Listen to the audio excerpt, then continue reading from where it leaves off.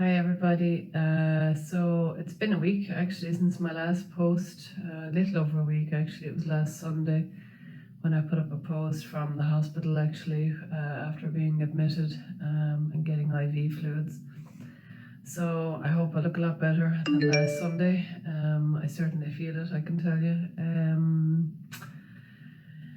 So what have I done in the past week? Well, it took me a few days to recover, to be quite honest, from having been so violently sick. I was vomiting for almost 3 days solid, to be quite honest, which is why I needed the fluids on Sunday.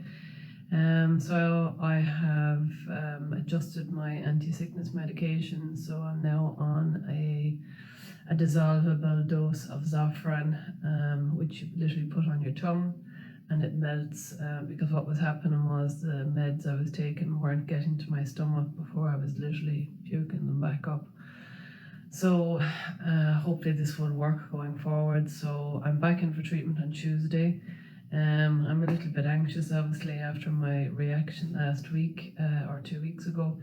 But I'm hoping that with the adjustment to the medication and knowing what happened the last time, I won't let it get as bad. So I'm going to start taking the anti-sickness meds the day before I go in for treatment. That's what I've been recommended to do. So that's what I'm going to do on Monday. I'm going to start taking the anti-sickness meds and fingers crossed that will go well, and I'm going to try and drink as much as I can to prevent me getting dehydrated, and I've got lots of drinks in with electrolytes, so hopefully it will all work. Other than that, I spent a few days with my friend Geraldine. We just chilled out, watched movies. We've had more snow here, so we haven't been doing a lot of getting out and about. Did get one beautiful day before the snow came, and we went for a big long walk, and that was lovely to get out and about. On top of the anti-sickness medication, then I've had another complication. So I've had constipation. So anyone who's been on all these cocktail of drugs will know exactly what I'm talking about. You know, you take one drug to kill one side effect, and it causes another problem that you have to take something else for. So it's kind of never ending, to be quite honest, at the moment. But look, I've been here before, so I know it's just a matter of trying to adjust the medication, try and drink more fluids, eat more food with fibre, roughage, drink the lovely prune juice, all of that, and keep moving. I mean, that's one big thing. So I'm trying to do all of that, and so far I think I'm back on track again now with the last day or two. So hopefully next week won't be as bad. But look, at the same time, I know it's going to take my body a good few weeks to adjust to this medication. At the end of the day, you know, I'm pumping in some very strong medications, and my body's just trying its best, I suppose, to reject them because it doesn't know what it is. It feels like it's a foreign object, so that's your body's way of naturally reacting to a foreign object. So look, hopefully things will all settle down, and you know, if I can just get to a stage where I can tolerate the drug to a certain extent. I don't mind having a day here and there vomiting, you know, that's fine, I can take that, just so long as all of this works, you know, and we'll know that by the end of March. So other than kind of trying to manage all these side effects over the last week, I've just been trying to keep up with the kids at home, obviously. We had a really lovely day actually on yesterday, Friday. Today is Saturday. Yesterday, so my portrait was picked up from the auctioneers in Durrow by my friend from home, David Brennan, and he brought the painting down to my parents' house. And I'll put up a couple of photos. I have a beautiful photo of my dad just sitting literally, you know, in the dark on a chair, just staring at my painting. It's beautiful, to be quite honest. I'd love to have been at home for it, but at the same time, it's nice to see something positive and something nice. I'm sure my parents were delighted with it. So yes, the portrait landed at home, and Mum and Dad have had it at home at their house for the last 24 hours, and it'll go back up to David's house until it starts doing its tours around Ireland, please God. And hopefully, with the COVID at the moment, it's impossible to do anything, but we're planning hopefully lots of different tours, maybe to schools, universities, museums, obviously, cancer centres. That was another one. I'd love to see it being toured around and displayed in cancer centres, for people and patients to be able to see it as well. I think that would be something I would certainly like to see happen. And if anybody has any really good ideas, send me an email at vickykellyphelan@gmail.com for where you think the painting should be exhibited, and put in the title of the email that you're talking, even an idea for the painting, because I'm getting thousands of emails, so I'll have to try and filter them.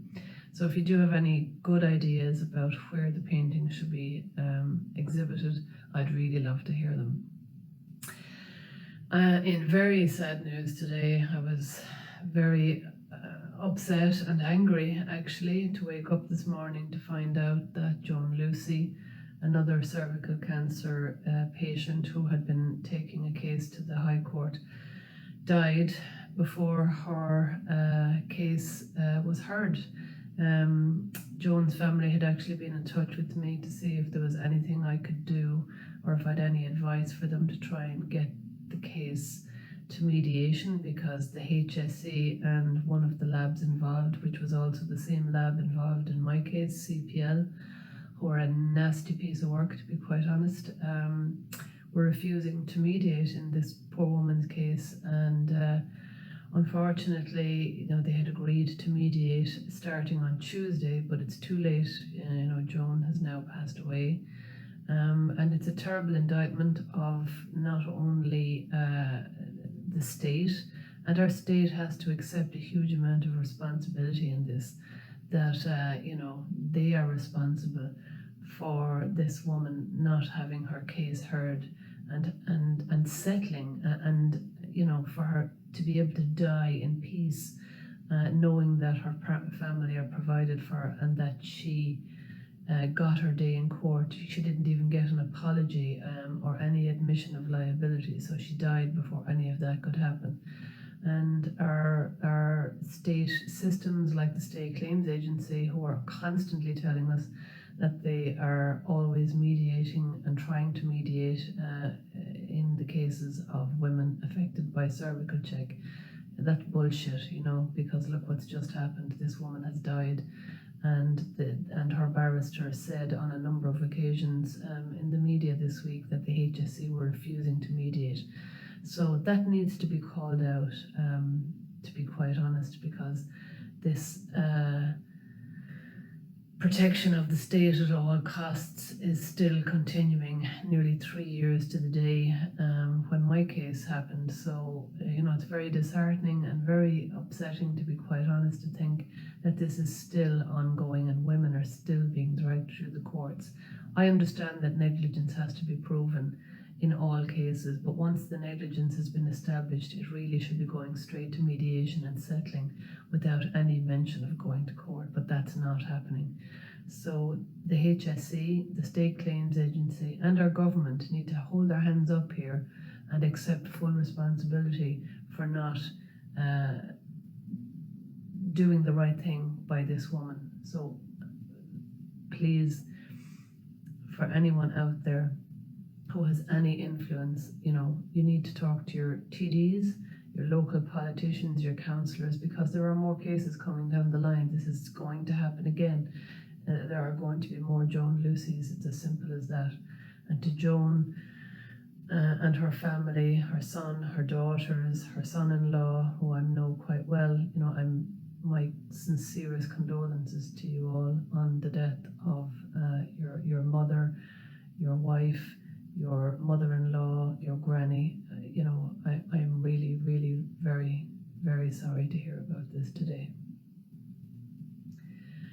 So I'm back in for treatment on Tuesday, and I really don't know how I'm going to be after Tuesday, because Tuesday I'm getting all 3 drugs on Tuesday. So 2 weeks ago I had 1 drug, and 2 weeks prior to that I had 2 drugs.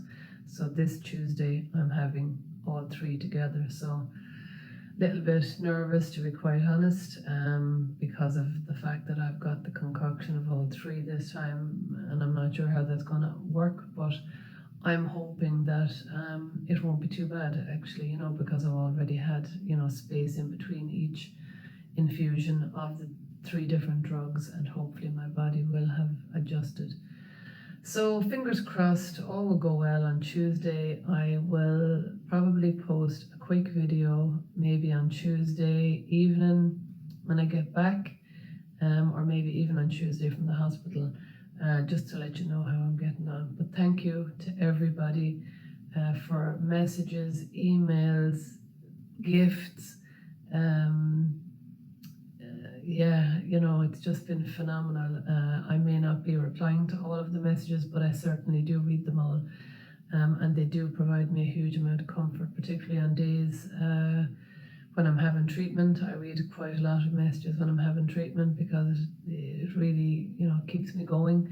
And also, you know, kind of late at night when I know everyone at home is in bed and I can't ring home, that's when I read your messages. So thank you to every single one of you for taking the time to send me a message, whether it's short or long, or a poem or a song or whatever it may be. It all helps. So thank you very much, and I'll talk